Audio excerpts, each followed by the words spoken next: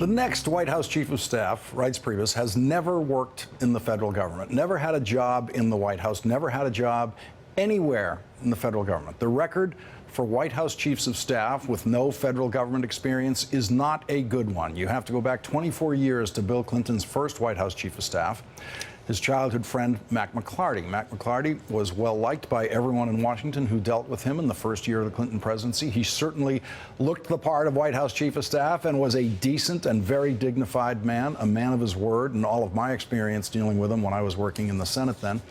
But in the second year of the Clinton presidency, the job got rougher and rougher. And in the middle of the Clinton crusade to reform health care, Mac McLarty decided there was a better person to be White House Chief of Staff. In the middle of what was then the toughest legislative battle in a generation, Mac McLarty resigned and replaced himself with Leon Panetta, who was as good a White House Chief of Staff as we have ever had, possibly the best.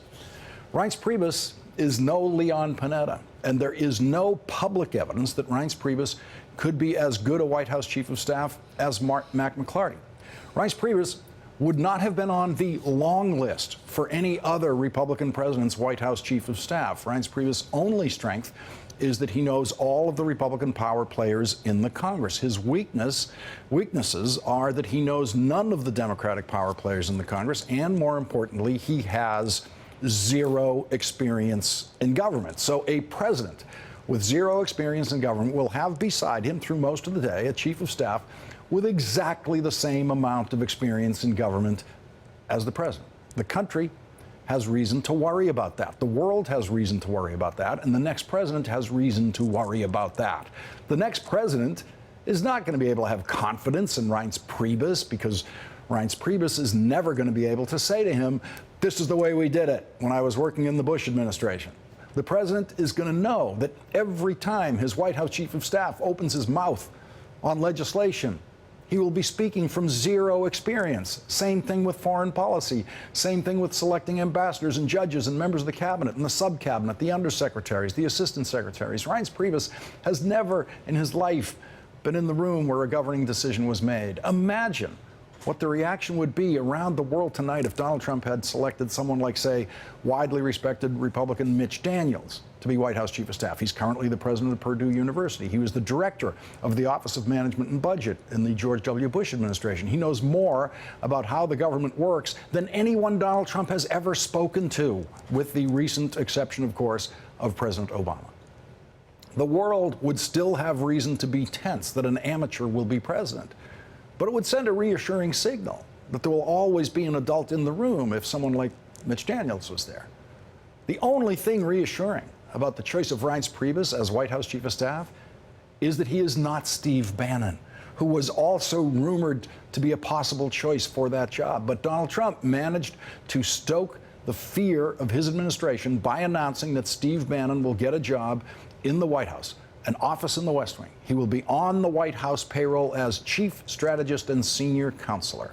Bannon, of course, has never worked in government. His only experience with government is attacking it, and most sharply attacking Republican leaders in Washington like Paul Ryan.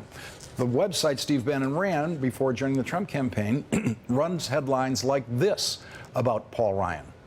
Paul Ryan says U.S. must admit Muslim migrants, sends kids to private school that screens them out. Speaker Ryan failing leadership test, and Paul Ryan running scared in final days ahead of primary elections. So the president with zero experience in government will have a chief strategist whose only previous governing strategies have been attacking the Republican Speaker of the House and other Republicans, and who has spent more of his time attacking people, large groups of people, women, Jews, Muslims, black people. Steve Bannon has targeted them all. He is a hate merchant. He literally sells hatred. His website makes its money on hatred.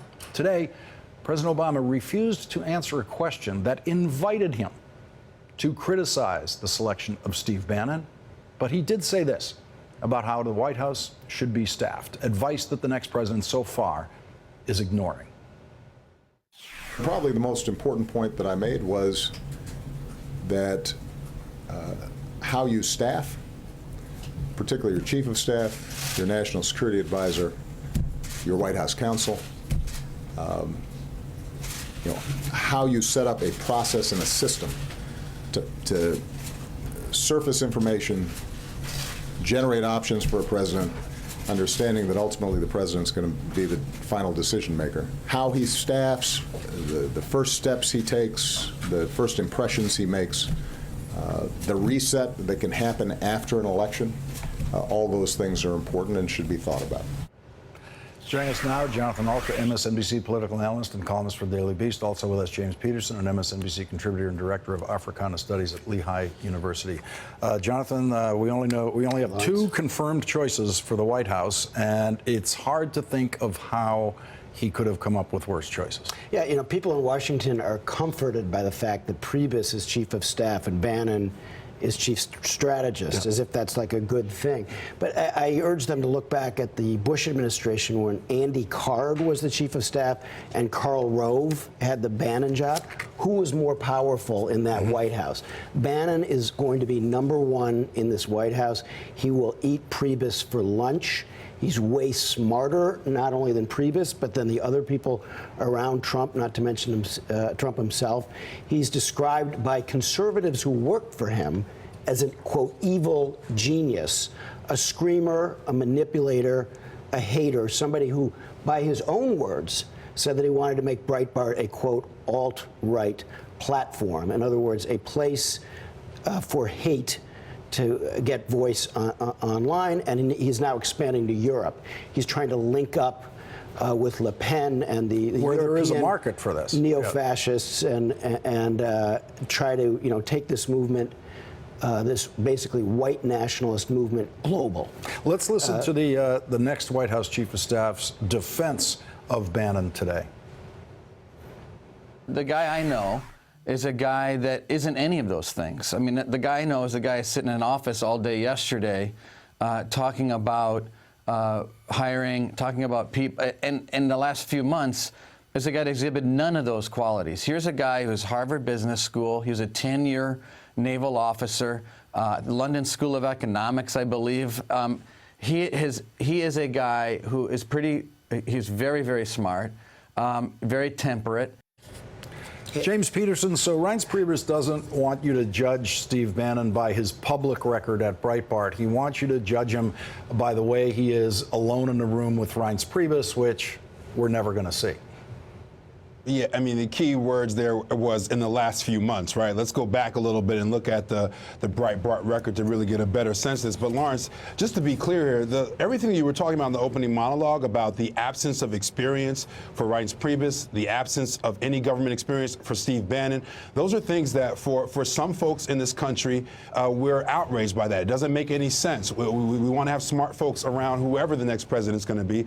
But for some of the folks who voted for Mr. Trump, that's actually a plus, that they have no government experience, that they are not from inside Washington, that they are not, in their view, contaminated by the ways in which they think government operates in the United States. So we have to be really, really smart about how we sort of frame some of these things. At the end of the day, it's our job in the media to resist the normalization of some of these things that are absolute outliers. Having someone like Steve Bannon in a role like the role that Valerie Jarrett plays now for President Obama, or that someone like David Axelrod played for Obama previously, means that we've got to think really, really critically about what Bannon's record is. And the best piece of information that we have is Breitbart. You looked at some of those headlines, but if you look around the country and see folks crying and folks are in fear and people are concerned about their lives and their livelihood going forward under a Trump presidency, their fears are based upon the kind of racialized, sexist language, the kind of hate-filled sort of imagery and language that's populated the site, the Breitbart site for the last few years.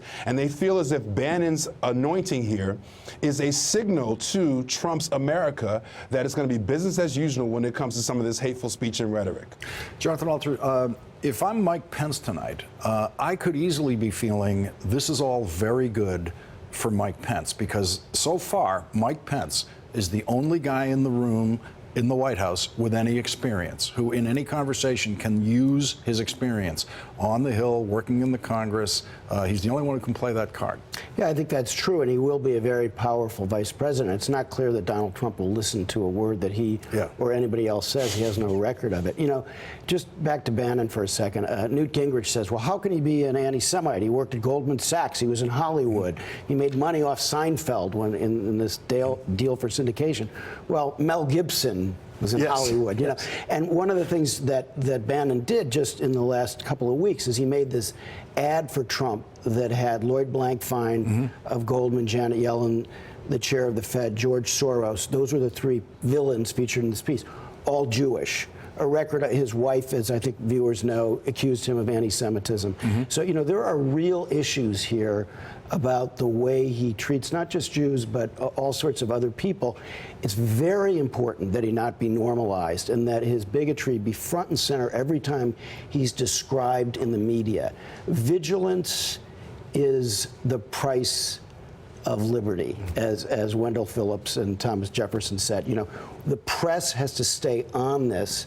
They cannot let this go. It's not something that we can allow just to become, you know, a story that was an issue several weeks back. Can't let it drop. James Peterson, I think your point is crucial when you point out, when you refer to the way I framed this as two people with no experience working in government and how that can actually sound appealing, will sound appealing to Trump voters. But the right way to frame it to Trump voters to get them to question it is to say a guy from Goldman Sachs and a guy, you know, from Republican Party headquarters, and if that isn't the center of the swamp, you know, what else is? Yeah, I mean, that's the game that Mr. Trump has played very, very effectively, right? He's the working class billionaire, right? He's the outsider with all the insider contacts, right? And I think what we have to realize here is that the kind of vigilance that we're talking about having may not be present for the folks who are supporting Trump, because for them, the victory is already won. You know, they are not in any way connected to the kind of fear and the kind of tragedy that people are feeling in this particular moment. And my sense is that at least from these first two picks, Mr. Trump is not at all interested in governing in a way that's going to try to reunite this nation. What he's trying to do is send signals to the folks who helped him get to where he is right now that this is going to be a Trump presidency that in many ways reflects the kind of campaigning that he did over the last year and a half. James Peterson and Jonathan Alter, thank you both for joining us. Really appreciate it. Excellent.